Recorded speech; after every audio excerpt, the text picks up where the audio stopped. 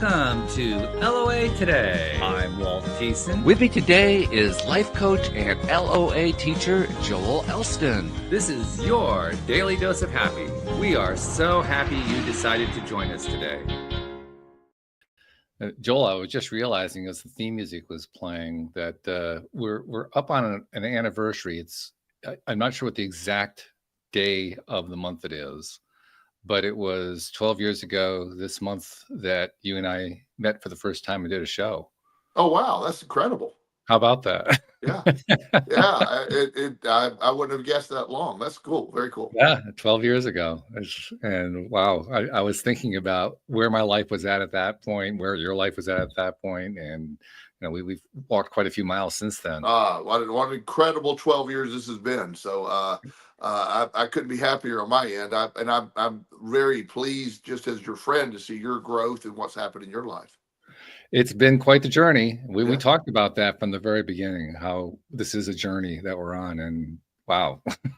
Yeah. I couldn't have predicted half of what happened. The other half I wouldn't have wanted to try to predict. It just would have been outside of my ability to even. And I'll even go out on a limb and say we can't even predict what's going to happen next, which is really cool. Well, there's an ironic piece to that. I do my other show on Monday as well. And during the earlier show, I interviewed a woman who's from Mallorca, really interesting woman. One of the things that I mentioned to her was how she made a wish about how 2025 would be a great year. And I said, well, my friend Joel points out that it doesn't matter who got elected president, doesn't matter what the economy is. 2025 is always going to be a better year. Yeah. It's always going to be better next year. So actually, we can predict the future in that sense. It will be better. There's no doubt about that. It's very consistent on that. Since we talked in 2012, there hasn't been a year that hasn't been better for me. And a lot of plot twists. My son passed away, during that time. I adopted Justin during that time. I started my own private practice, and just a lot's happened. So it's 12 years is a lifetime has happened in 12 years. It is, yeah. And for me also, and as I look back, it has been 12 years of improvement all the time. It didn't always feel like it. Right. It doesn't feel like it necessarily day to day. But as I look back, it's just one continuous upward swing. How did I not feel that it wasn't that? I don't know. I don't understand. That's sort of how it works. You don't necessarily realize it, until like things will happen, and that might be part of where we're heading with our topic today. Things happen to sort of push us in directions sometimes, and sometimes we need to push ourselves in directions. But life does have a way of just saying, okay, that's enough. Let's change course. Yeah, that's enough. Yeah. That's the nice polite way of saying the GPS course correction of turn around, you're going the wrong direction. Yeah, or get off your ass. One of the nice. Or get off your ass, or whatever it is. Yeah. Yeah. Whatever it is you're doing right now, don't go somewhere else. Yeah. And that's sort of the point. You and I've talked a lot about the journey, as you mentioned, and life is solely about the journey. There isn't a destination, and at least in my work, from my perspective, so it's always about new experiences, new things, and when that battery starts to get to a point in your brain, it's like, wait a minute, this is I need new. I want new, but yet it's so much easier to stay put. And there's nothing wrong with staying put, but I've never been a person that really enjoyed staying put. Well, like you were telling me before we got started, there's a homeostasis that goes on there. Yes. And we seek that as beings. That's where we feel safest. That's where we feel that life is going to be kindest to us, even if it's not true. That's the really interesting part about homeostasis, because homeostasis can actually be pretty messed up compared to, say, other people's homeostasis. Yeah. But if it's ours, we feel safer in it, which is an interesting thing. We're safe in the known. If we're breathing, if we're eating, and we have shelter, that's always safer than the alternative. And as far as the sort of that historic mindset, the evolution of the brain says, look, we got this nice cave, we got access to food, we got water here. There's no need to leave. You stay there, and it's protective. But in modern times, it can be very, and I'm not critical of anyone thinks differently than I do, but I like that new, the flavor of new. I like to figure it out. I like to meet the new people. And I had a period of my life where I moved from Florida to South Carolina. I was there for about 5 years. As I mentioned before the show, I came to Richmond really with the expectation of being here for a year, and that was 2008. Yeah, right. And a lot happened in that, as we talked about since that time. But you wake up and you go, that's a long time. That's much longer than I thought I should be. I understand completely. Yeah. Yeah. It's funny how these things work out, because at the time that we think that something is supposed to happen or is going to happen or will play out a certain way, we think that. And then it proves to be different, and we're kind of in shock about it. I think that's one of the reasons we like that homeostasis. Homeostasis has predictability to it. Yes. It's very reliable in that sense. Yes. Yes. And so it makes us feel a level of comfort and a level of, it's like the world is stable. Like the world isn't rocking all over the place. And by definition, everything that takes place in our lives, that one of the truest statement made is change is inevitable. And I work with this client, and he's a really fun guy to talk to, but he's 30.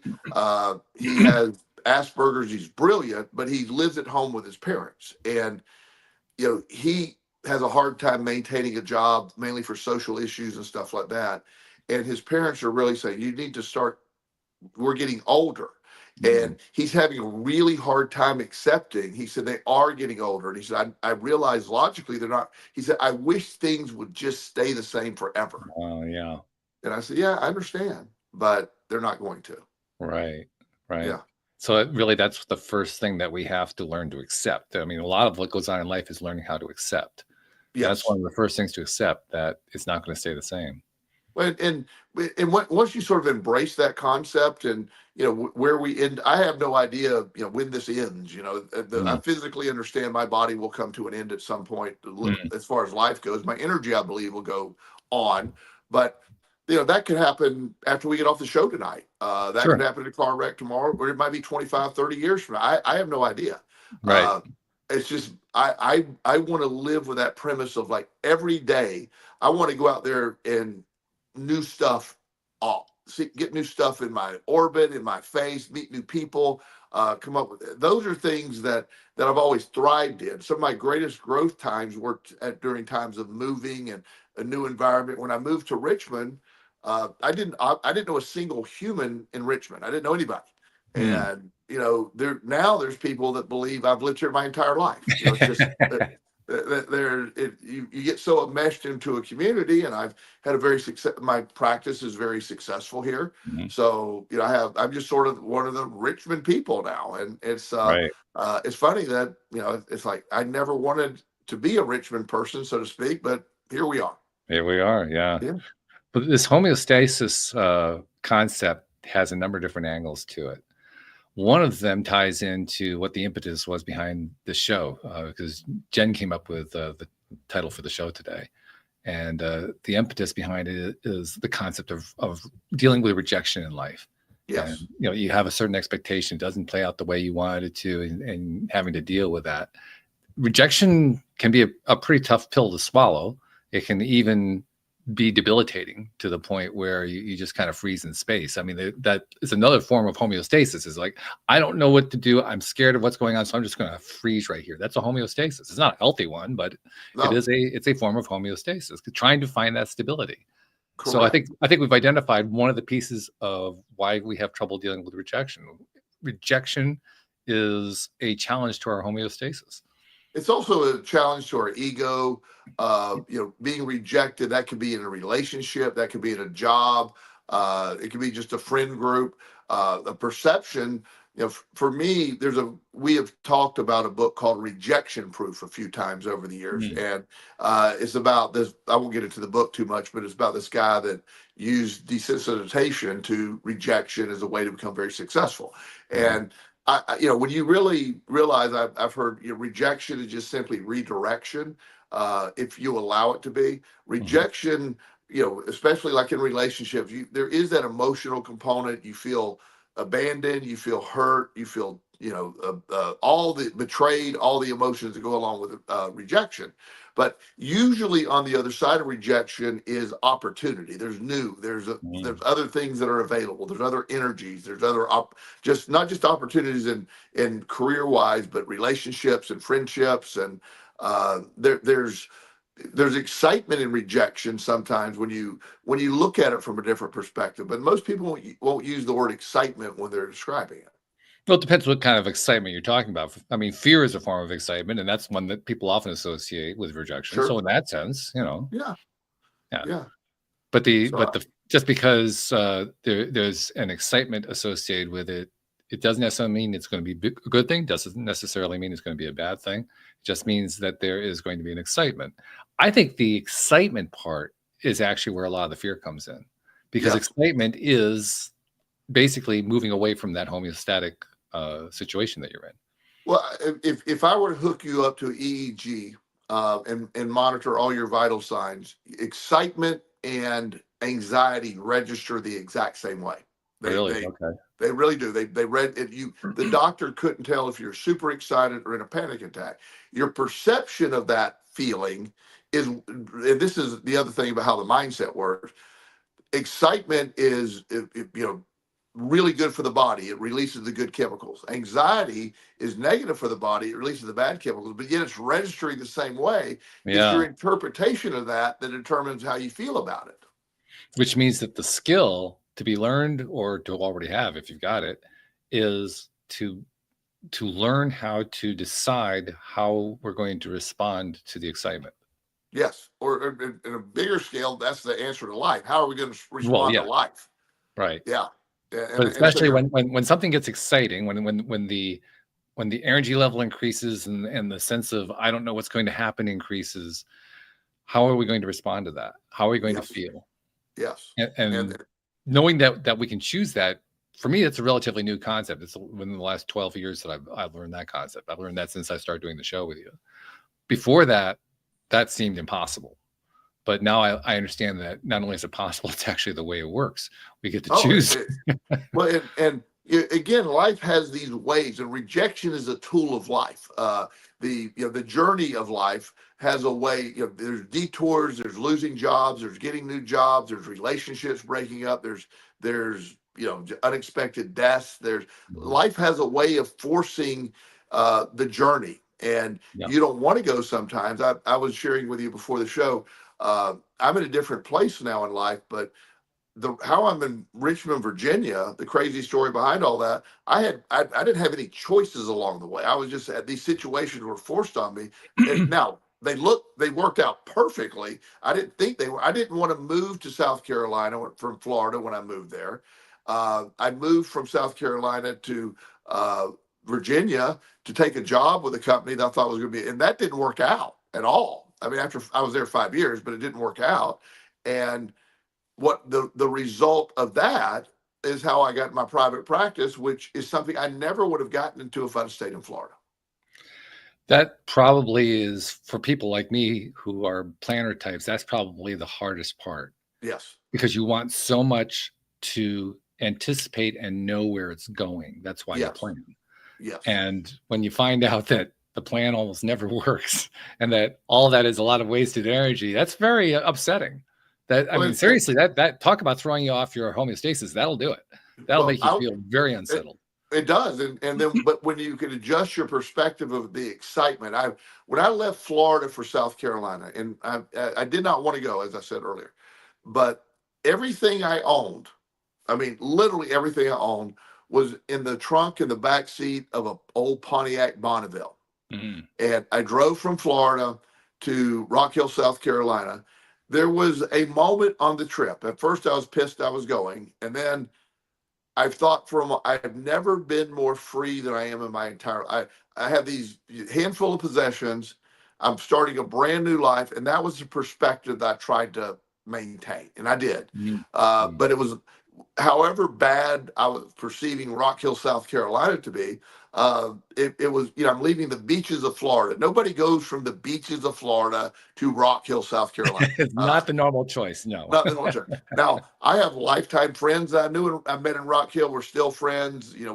I thrived in Rock Hill, South Carolina. I was there for probably 8-9 years there. And wow. so it was fantastic for me, but I just sort of came up to Virginia, had a different perspective. I was coming to a new job. I was starting a new program at that job, and it was fantastic for the first 5 years. But everything that happened after that, led me to my private practice. And I was having a conversation with a client earlier today, and he has basically been dating this woman. She has 2 kids, and they've been dating for a while. And he's really into the process. They've lightly talked about marriage, and all these things. And so he about a month ago, she told him, she said, "Look, me and my ex are getting back together." Ooh. And he was just devastated. She said, "Look, you've been great." And he got very close to the kids. "You've been great, but we sort of figured out we need to be together for the sake of the kids, and we're going to have to move on." And that means, she didn't need to say this, but not only was the relationship over, but his connection with the kids is over since Dad's coming back. And one of the kids even texted him a few times, like, "Why aren't you coming by?" And it's really heartbreaking. So what he's been heartbroken for a while. But one of the things that helped him, he said, "I don't know what I was doing wrong with the law of attraction." He was using that. I said, "Well, you weren't doing anything wrong, but what the law of attraction was showing you, what you thought, that's what you wanted. But what you're missing is you discover the essence of what you want, the essence of a relationship, how that feels, and being able, maybe even have dating." He never considered dating a woman with kids before. So it demonstrated something that was the essence of what you're after. That specific thing didn't work, but now you can adjust your sails knowing what you do want. So it isn't, the rejection he received could be part of that next leg of a journey, and him seeing things differently. So the law of attraction often will just give you situations that you may like you see a beautiful home that somebody lives in. And Mike Dooley, when he was not crazy, he used to talk about he gave an example, like you can attract anything with the law of attraction. However, if you see a bike that somebody else has, like talking about a kid, sees a bike he wants, it belongs to somebody else. Now you can get a bike similar to that, but you can't have that bike. So the law of attraction, a lot of people say, "I want this specific house." I'm not saying it's impossible, but what you're really looking at, the essence of that house, where it's located, what it represents. Same thing in relationships. So rejection, used properly, can just be part of a guidance system for you. And 9 times out of 10, maybe even 99 times out of 100, if you're focused on one particular example, it has to be that one. What you're really doing is attaching negatively to it, which means you're going to get an outcome you don't like at all. Well, yeah, when you get stuck on one outcome, I worked with this lady a few years ago, and she was my first client that ever came to me just for the law of attraction. It was okay. Cool. I was really excited. She called and she said, "I've read your book, or somebody told me about you, and you're working the law of attraction." And so I was excited about what we're going to do with that. Well, it turns out I ended up not being excited, because she said, "I've been dating this guy. I've been dating this guy at work. He's married and he's got a few kids. And I want him to divorce his wife and us be together." Oh, good luck. Yeah. And I said, "Okay." And I said, "What does he think?" And he goes, "Well, he's not going to do that. But how do I make him do that?" I said, You don't. But I thought the law of attraction says I can have anything I want. You can have anything you want. You can have the essence of what you want. But if somebody else is married with kids, they're not going to, you can't make that happen. You can simply say, "Oh, what do you like about this guy?" And we only had one session when I told her it wasn't going to work the way she wanted it. Yeah. She said, "Oh, I thought I could come here and you give me a secret to make him leave her." I go, "No, not going to work."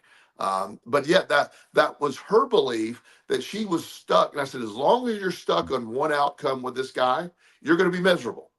And at some point, the wife's going to find out, and she's like, and I don't know the outcome with that, but you're setting yourself up for a lot of problems, when in reality, just if you took the essence of the relationship with him, what he believes in, there's other men out there that have very similar qualities. Put your law of attraction radar on that, so to speak, and attract that.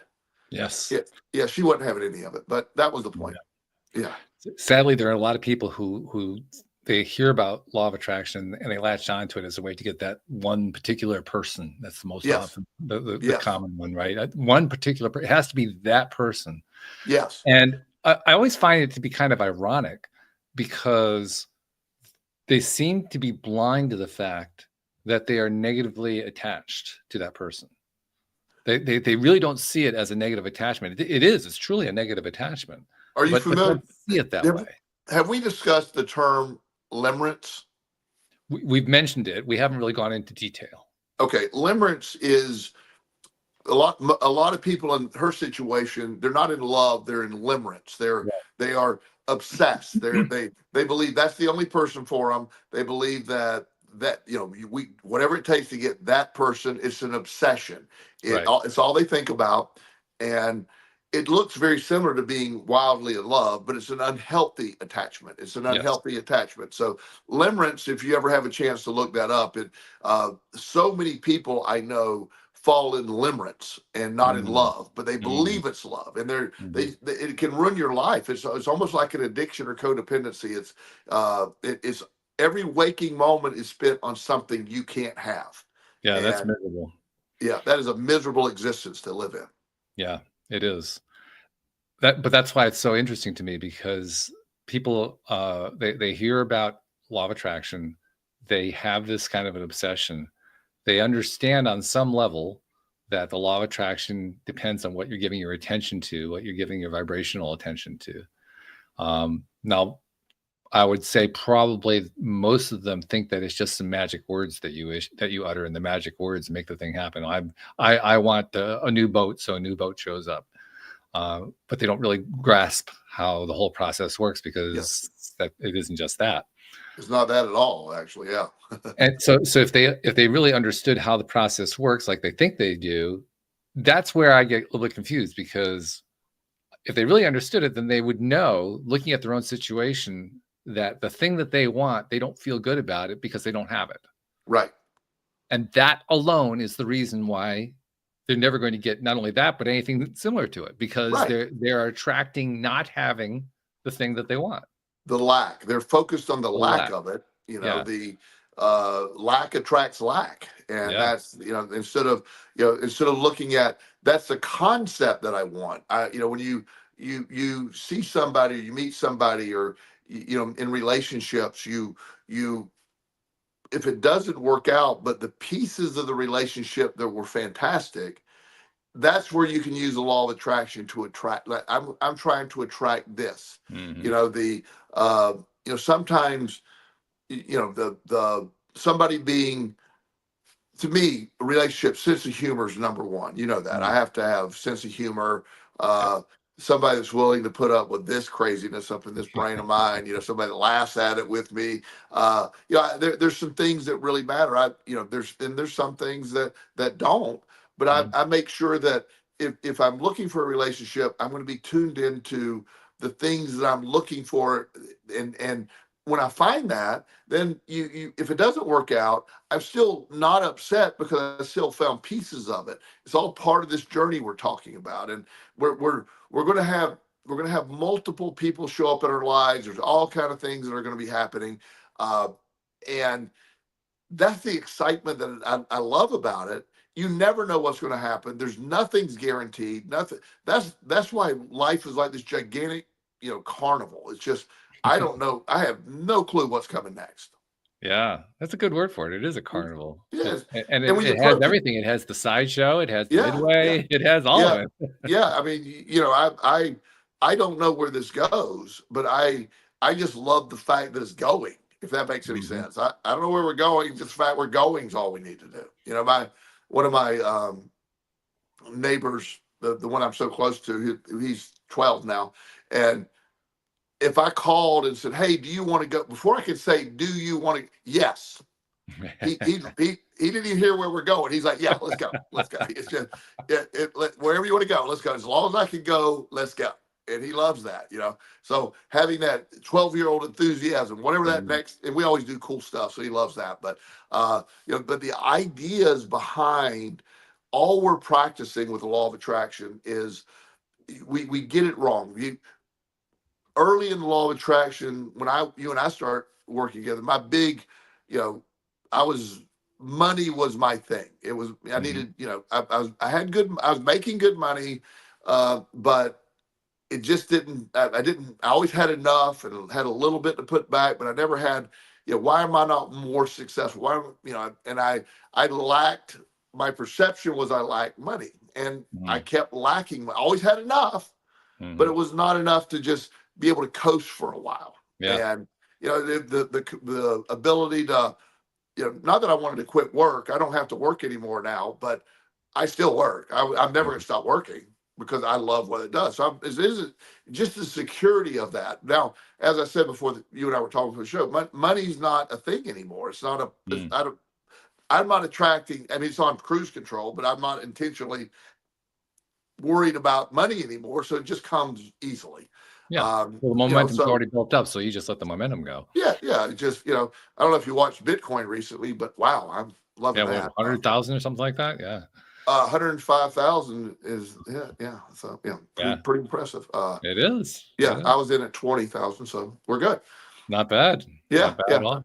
not bad. So, but again, that's just with the side shows. I don't even. I mean, if it's $1 million or zero, it doesn't affect me. It's cool either way. But but just that attitude toward it, and so what am I? What am I looking for? What is all involved with all this? So, it's the journey, the excitement of it all versus the redirection of rejection is almost always missed. I've been rejected.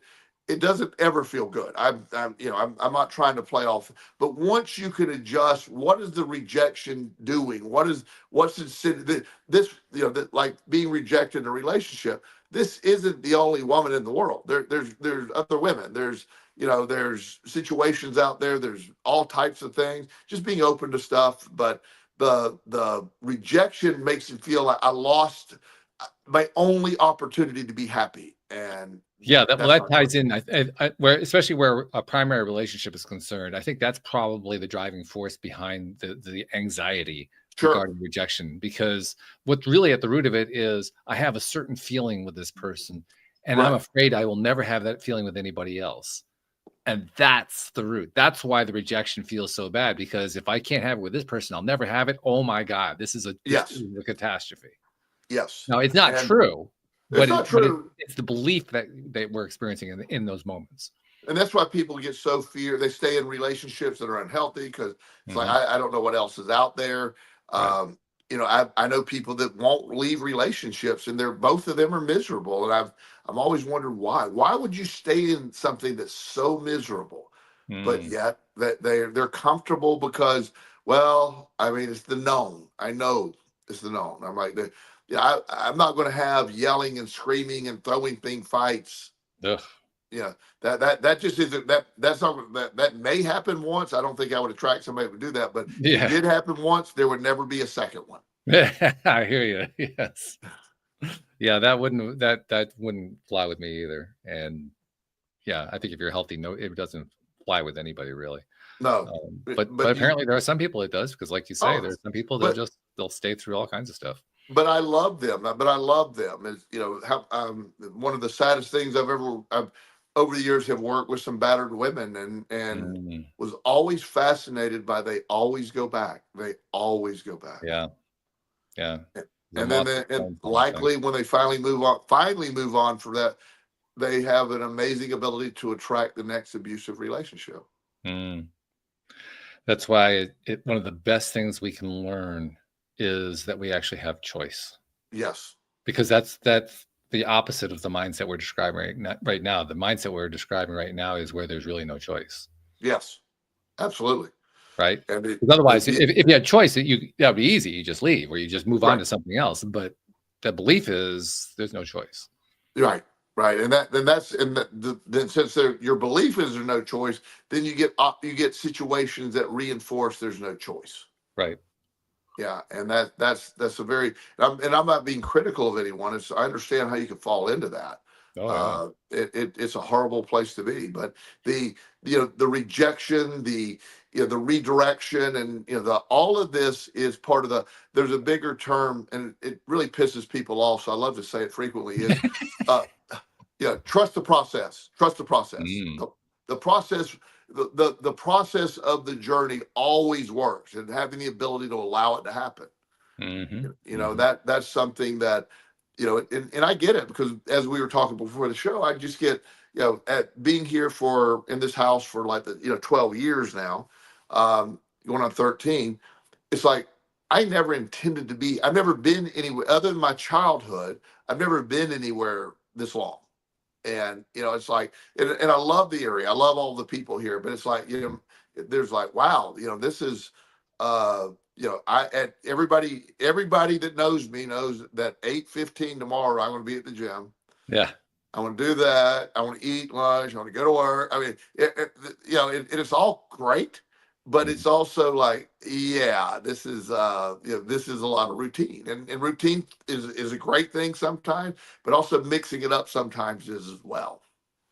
Which we may be hearing more about in the near future. So yeah, let's hope so. You keep tuned in on that one. Yeah, I'm going to the bench this week, so you never know what happens at the bench. Well, yeah, that bench is dangerous. That bench can do all kinds of stuff. Yeah, I might. Yeah, every time I'm there, it decided me. When Justin was younger, and we were down visiting, and he goes, "Why aren't we living here full time?" I go, "I don't have a good explanation. I don't know. I don't know why." That's great. What a great response. I love it. Yeah. On Mondays I do 2 shows, as you know, and the earlier show I had a guest named Chloe Jimenez Peters, who lives in Mallorca, and we had a really great conversation. She had one of those rejection moments about I guess it would be 7 years ago, something like that, when she had a 1-year-old, a 2-year-old, and a third one in the oven, and her mate left her for a 23-year-old woman.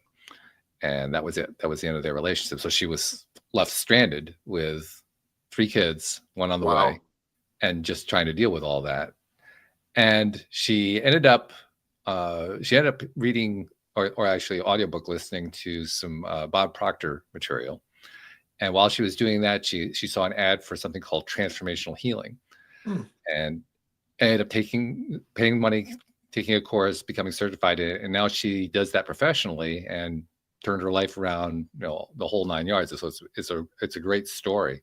One of the things that we talked about a lot during that episode today was how, with the transformational healing approach that as she was taught and as she uses it with her clients, she's trying to go after both the conscious and the subconscious mind at the same time.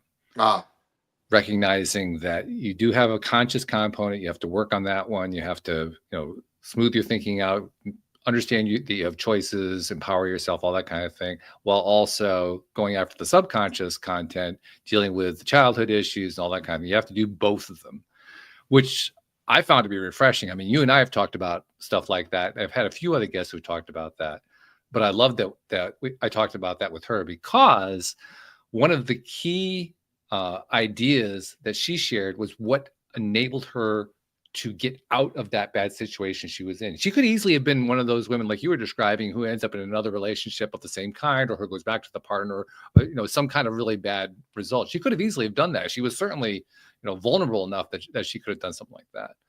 But because of the chain of events I just mentioned, she found herself in a place where she understood she had choice. And she used that choice to decide to go after both the conscious and subconscious components, learn this new method, and it turned her life around. Because that's impressive. So she was to go back to what we're talking about, homeostasis, she was in a very unstable situation. Her homeostasis was gone. It had been wiped out. She took advantage of that situation where she'd been completely rejected. Talk about the rejection. She'd been completely rejected by her partner. She took advantage of that situation to say, I choose a different way of living. And my point there is that the lack of homeostasis enabled her to decide she had a choice. What that is so profound. I'm really excited to hear that for her, because I discussed that with you several times. We, even before the show, we were talking. I didn't have homeostasis, didn't exist for me. I had nothing. I had nowhere to go. So whatever was available is where I went. And so that was taken away from me. So I had to embrace wherever I was at, and that turns out to be the greatest thing that ever happened. And it made me, like, I'm sure she realized, wait a minute, I am my own solution now. I don't need it. It really is empowering.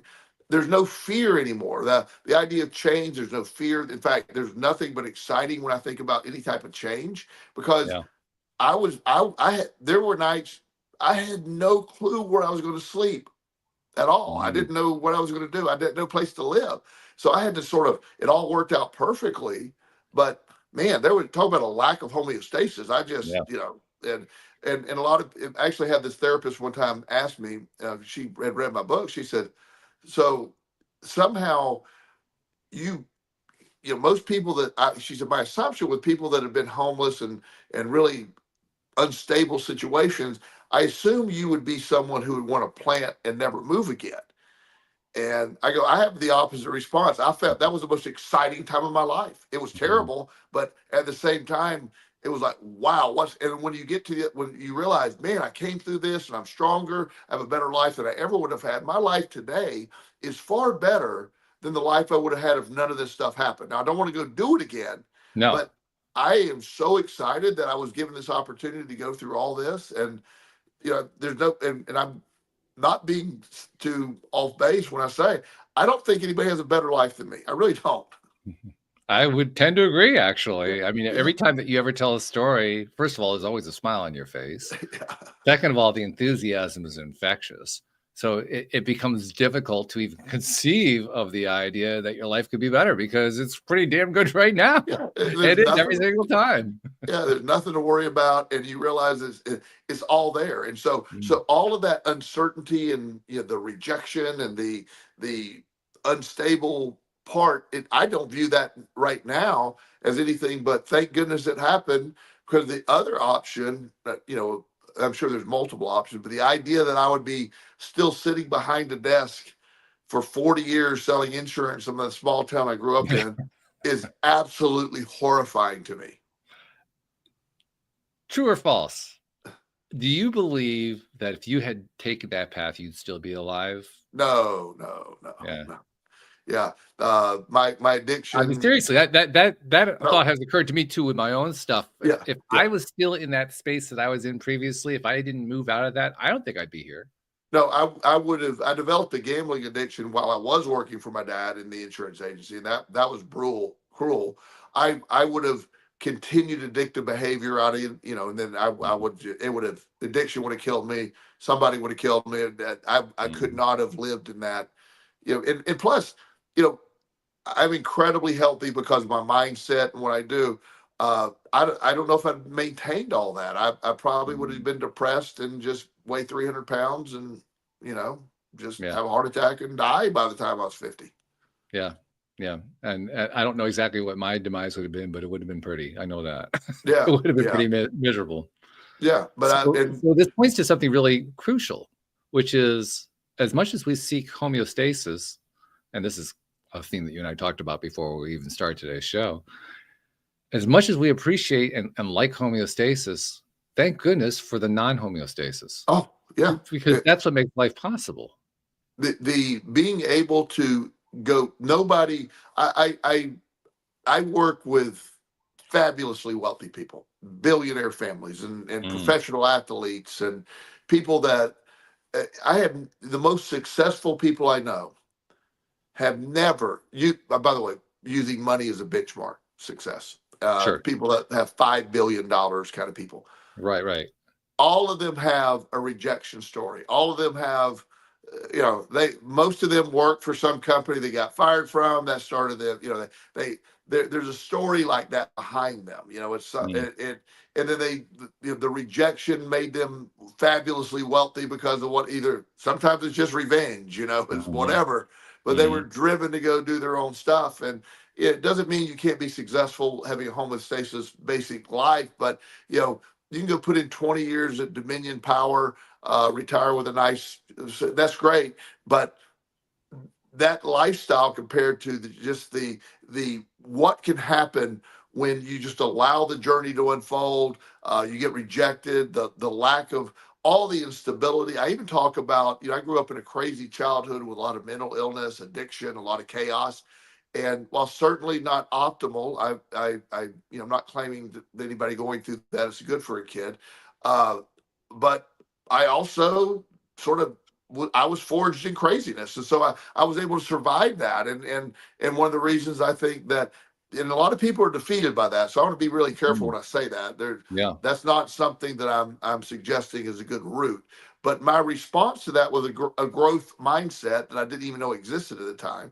And I survived it. And it is something that made me stronger. It gives me a lot more empathy for kids now. That's why I'm so protective of kids and helping kids in bad situations, because, I saw what could have happened to me.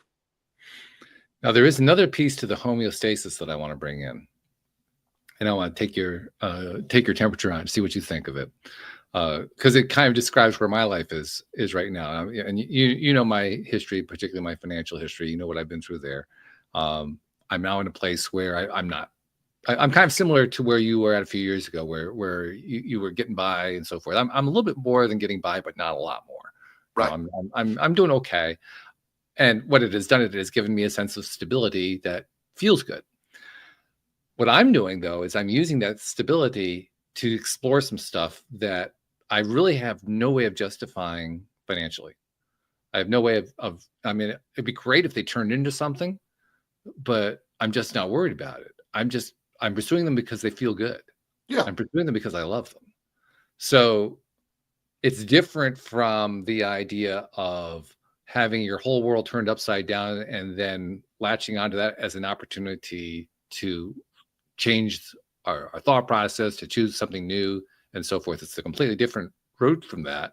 It's kind of playing the other side of the fence, so to speak, the stable side of the fence, and using that as a route to change. The reason I bring it up is, like right now, I spend a lot of my time doing something I thought I would never do. I have a tech background. When Yes. my business crashed, I was hosting and developing websites, and it was not something I enjoyed doing at all. I didn't like the programming. I didn't like all that kind of stuff. I still don't like programming. To me, programming is on par with going to the dentist. I really have no desire at all to program. So what am I doing? I'm programming. Of course you are. Yeah. But here's the wild part. I can't program the way you're supposed to program. I can't type out lines of stuff and create, the hand-coded components and all. I have no patience for that. But I found that I can get AI to do that part for me. Yes. So I'm doing the conceptual side, and I'm having AI do the technical side. And it's not, it's certainly a lot more palatable because I don't have to do the stuff that I really hate. Yes. And I'm actually enjoying the creative side of, well, let's see if we can get it to do this now. Let's see if we can get it to do that. And I don't have to think about it in terms of coding. I just think of it in terms of, well, here's a component. This is what I'd like the component to do. AI, can you make the component do that? It gives me some code, I plug it in, and it does it. Like, well, damn, that's pretty cool. Let's see if we can do it with the next component. Yeah, I love that. Well, what you've done is you have found a way to you love the AI piece. The programming piece is sort of necessary for what you're trying to get done. Yeah. So you figured out how to do that together, and that's where you came up with your own solution to get it done. That's great. Now, here's the really odd thing. I have no idea how this turns into any kind of career. I can't. Right. I have no conception of how this turns into money or anything like that. I'm just doing it for the fun of it. Just do it. I'd be willing to bet you that there's a good chance this turns into something financial at some point. I have no idea what it is.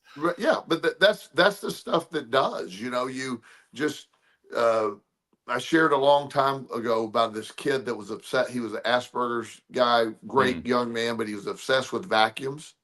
Yes, Remember? Did we talk about that? Remember I do that? remember that one. Yeah. Yes. So this poor kid, his thing was vacuums from the time he was 4 years old till he still, oh, his first date, his only date in high school, he tried really hard but couldn't help bringing out the pictures of vacuums and discussing vacuums. And his date asked him to take her home. So, you know, so, so he goes to college where he wasn't, he found other people with oddities too. So he's fitting a little better in college, finds a woman he falls madly in love with who could tell him, say, look, we're not allowed to discuss vacuums in the house. We vacuums are not, and he adheres to it. But he got on with a gigantic vacuum company, and he's having his time of his life. He literally designs vacuums and increases efficiency.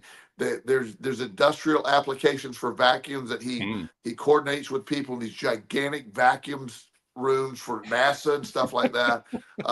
So he's having the time of his life, but there's no way you could ever see that translating into anything. So I always believe if you find a passion, you do that, and then somehow, especially with all the stuff that's happening with AI and the quantum computers right now with Google, oh, that hurts your brain. It does. It really does. They're suggesting some stuff that is like, oh no, we're getting deep. Like another dimension. It's really odd what they're doing, but they're using entanglement in a weird way with computing, and it's like it solved a problem that in theory should have taken 27 billion years. Wow. It solved it in 1 second. Wow. Yeah, that's pretty cool. Yeah. That's very cool. Yeah. The story of the guy who loved the vacuum brought a kind of ironic thought to my mind, and that is the old cliche that nature abhors a vacuum. Nature abhors a vacuum. Yes. But he loves a vacuum. He loves a vacuum. He's anti-nature, I guess. Yeah, I was just going to say, he and nature don't get along too good. At all. I've never met a kid. When he was 13, and I was talking to, we had a rule he could talk about vacuums for 15 minutes. And then he had to fill the vacuum. That was the thing. He had to fill the void, the vacuum, exactly. So, but of course, we never stuck to 15 minutes because when I tried to talk about anything else, he just kept saying, I had to go right back to the vacuum. Yeah. So, but it was this, and he's very funny, but he knows how his brain's working. He goes, not many people want to spend time with me. And I'm like, not really, no. Yeah, because you talk about vacuums, but he's married, has a kid. Vacuums are not allowed to be discussed in the house. He's wildly successful, and it's like, wow, he ended up in a great place. That's a great example of how things play out in ways you have no way of anticipating. And that's where I mentioned earlier, the trust the process concept. One of the best things we could do, and this is me too, so I'm not judging others. If we just let things unfold, it's amazing. It's just let things unfold. I mean, take action, do the thing, but don't try to control the outcomes. Don't try to just understand whatever the outcome. There's a reason for the outcome, and just see where it goes. I found for myself, I have to even take it to more of an extreme and say, I don't care if there's an outcome, because the moment I start caring about an outcome, I start trying to dream what it is, and then I screw myself up. Yeah. So I don't care if there's an outcome. I don't know if there may not even be an outcome. The whole thing may be pointless. Yes. The only thing I know is I like this. That's the only thing I know. The rest of it, I can't make any sense out of it. And if I try to, I will screw it up. So I just don't try. One of the things that we talked about a long, long time ago, and I'm so glad you have that mindset, because most of us have a tendency to get stuck on one outcome or one thing only. Like, I must make a living in this field. I had one of my favorite stories. It applies to many topics, but is when I was living in South Carolina, during the financial crisis, right before I moved up to Virginia. There's a guy that worked for the Bank of America, and he was an accountant for them, making a couple $100,000 a year, steady job, but he was spending a couple $100,000. So he he's living nicely, but it wasn't like there's a lot of backup. He had a couple kids, so he got laid off. And during that time, for those that you remember, it just was not, accountants were not needed at that point. They were There cutting weren't a lot of everybody. jobs, period, at that time. That was a really bad time. So one day, I came over to talk to him. He's more of a friend than a client at that point, and I just knew he was down. So I pulled up, and he said, "Well, you want to run I'm going to run up to the dump, take the garbage." And it's okay. So we're going down the road, and he stopped at like 5 people's house to pick up their garbage. I said, why are we picking up other people's garbage? He goes, out here, the big waste management company, they don't come out here. So I gather the garbage and take it in. The rural garbage collection didn't exist at the time. So I said, what if everybody paid you $35 a month to just take the garbage in the meantime? I said, right now you made $350, just on this road. I imagine there's other roads out there. And he goes, well, I don't want to be a garbage man. I go, okay, well, just keep doing nothing. And so he started doing it. And he ended up with like 900 clients really easy, because he was working every single day. So then he went to an auction and bought a used dump truck for like $1,800, a garbage truck. God. Yeah, but he had to spend $10,000 on the hydraulics to get them working. Yeah, right. And he eventually ended up having 30 trucks, employed over 100 people, and sold his company to either Waste Manager, one of their bigger ones, for like $4 million. Wow. So he I love that story because it applies to so many things we talk about, but just, he wasn't expecting that. It was just something he was going to do to get some extra money, but it led to it. And, he's got other business ventures now. He's never gone back to accounting. He doesn't need to. He's got other things going on. And, but he was stuck on that one course of action of only accounting. He wasn't open to other ideas. We tend to, as humans, get stuck on that one course of action. When you allow yourself to sort of trust the process that we're talking about, that I don't know how this is going to unfold, Walt, but you're doing something you love. It minimally, that's good. That's enough. If you're just doing something you love, that's good.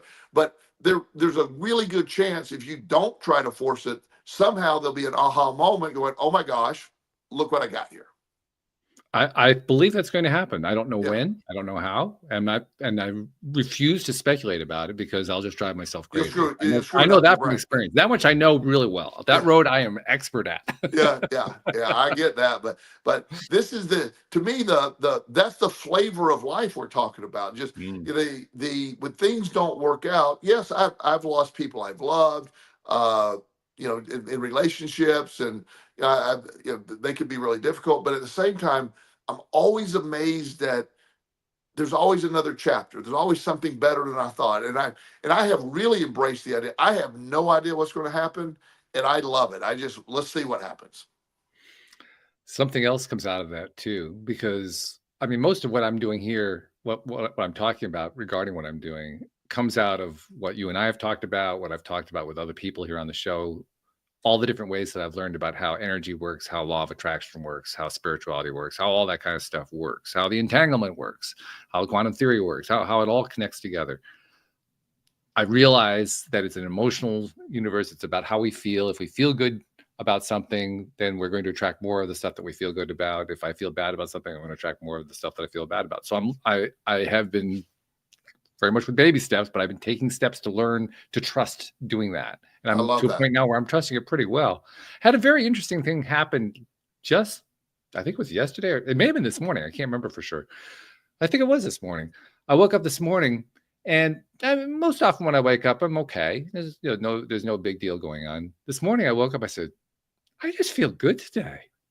Oh, I have nothing I can point to about that. It's not like I've done anything different. I've been doing the same thing that I've been doing all along. I've been, trying to focus on what I like and not what I don't like. I've been directing my attention to the things that give me the most joy and so forth. Nothing really new going on, but all of a sudden I just feel better than I normally do. That's awesome. And that's after a long period of time of just kind of, just sort of, homeostasis. Well, the homeostasis has shifted Yeah. for the better. Yeah. We didn't talk about that part. Homeostasis can actually shift for the better too. Well, of course. Yeah. Yeah. That's good. And you, when you wake up feeling good like that, make that your goal every morning. Do whatever Oh it takes to yeah, feel good every morning. And when yeah. you, that's, to me, I adjust First my thing I did was mindset celebrate it. before. The very first thing that happened when I felt that, like, damn, this is great. I'm Yeah. hooray for me. You know, Yeah. that was You the first celebrate thought. it, Like, I mark gotta it. stay with this. This is a good Yeah. feeling. Yeah. That's fantastic. That's how you keep attracting more of that. That's right. Yeah. Yeah. So you're right. That's going to be my intention going forward. Like every morning's going to be like that. Yeah. And so looking forward to that next step, that next day, the next connection, that's really big. It's really big. So I love the process that, for me, the excitement of life is what I always enjoyed. And as you know, I've seen some crazy, I mean, when I Oh, say excitement, there's some stuff all over the place, but oh yeah. nonetheless, it's like, this has been, if the journey were to end right now, what an incredible journey this has been. It's been incredible. Now it's not going to end right now. I plan on many, many more chapters of it going, but no matter I plan on what, talking to you about those chapters too. It's going to be fun. it's going to be fun. So the idea of all this, it makes life worth living. I've said this before, and again, I don't know anybody that enjoys life more than I enjoy life, and that's because I've been through so much. I have a great contrast to how bad things can be, and I really, and people think I say that because I'm a life coach. That's what I'm selling, but I really do enjoy life.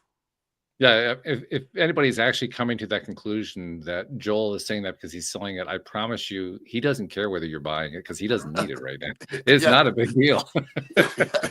Yeah, we're not in a place where that matters anymore. But It's not important. yeah, it's just, but I'm just fascinated. I'm intrigued by people. I love the study of behavior, and just some of the coolest. I'm attracted some of the coolest people in the world that I just know. I mean, it's amazing. I know some very famous people. I know some, but most of them aren't the most exciting people in my life. I just have people that are just these amazing people that, wow, I'm so grateful they're in my life. I was chatting with my guest earlier today after the show. We had a really nice after show conversation, and I don't remember how it came about. Somehow she was asking about interviewing, whether I talked with people who were in The Secret, and there was one of them, Bob Doyle, who I had on the show at one point. And I confided to her that he was the worst interview of almost anybody I'd ever had, because there was no connection that was going on. He was there just to sell his stuff. Yeah. So there was no human. I tried every which way I knew to connect to the guy. Wow. He wasn't having anything. He wasn't having anything to do with it at all. So That's it was absolutely the worst. So just because somebody is famous that's not necessarily a good person to get to know. Oh no. The question isn't whether they're famous. The question is it somebody you connect to? Well, the connection is the piece, and that's the thing, that being able to be connected, and you don't want what happens is when you seek connection and you really find it, it's obvious when people are just on a show to sell a book or sell these, there's no attempt to really connect. And that's, I don't know how his book was doing or whatever he was selling, but it doesn't really help when you're doing it that way. If he's all about the law of attraction, excited to talk to you about it, and by the way, I got this book coming out, you probably got a lot of people wanting to see that book, read that book. Yeah.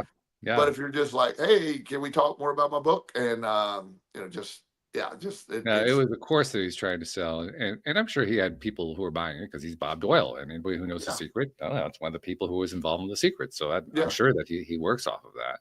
But I agree with you; his sales probably weren't all that great, just because of the way he was doing it.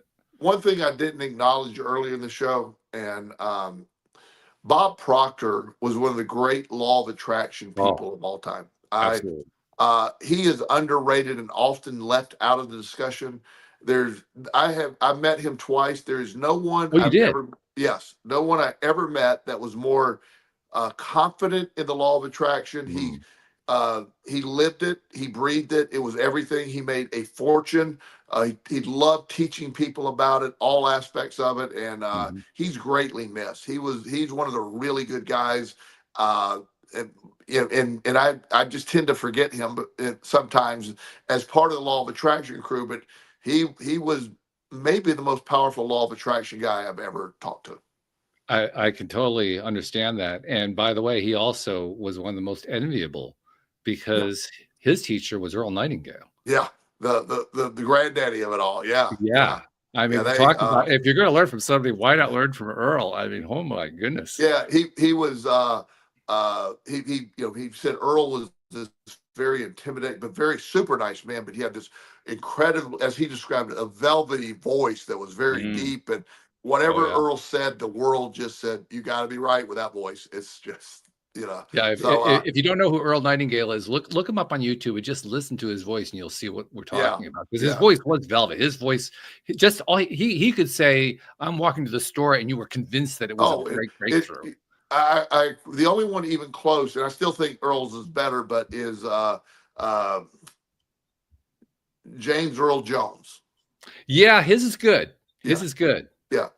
But if you listen to Earl Nightingale, and it was just the most soothing, most confident description. And Bob Proctor spoke very highly of him. So, well, plus also, Earl Nightingale didn't play Darth Vader. That probably kind of colored the James Earl. That helped. But if you're going to look up Earl, also look at Bob Proctor on YouTube. He has some amazing stuff, and he's somebody that is greatly missed, and it was really a privilege to meet him 2 separate times. And something odd, I met him at a conference in Orlando, I think in about 2015. I met him again probably 3 years later at another conference. And one of the most fascinating things, I'm just a run-of-the-mill guy, he remembered my name. Wow. Yeah. I mean, that was maybe the most, because Joel, how are you doing? And I heard your book's out. And I read your book. I want to get your book, or what, I don't know if you ever read it or not, but I was like, oh my gosh, Bob Proctor knew my name. There are people that I've met too in my life who were quasi. I mean, I would say Bob Proctor is sort of quasi famous because he's associated with The Secret. Years ago, I had a political orientation. I was a libertarian. There was a libertarian candidate named Harry Brown who ran for president a couple times, and I met him, got to know him, and I didn't really know him well, but it was the same kind of thing. He knew who I was, so the next time I would see him, he would greet me in person by name. It's like, how do you know who I am? You haven't seen me in 4 years. But he did.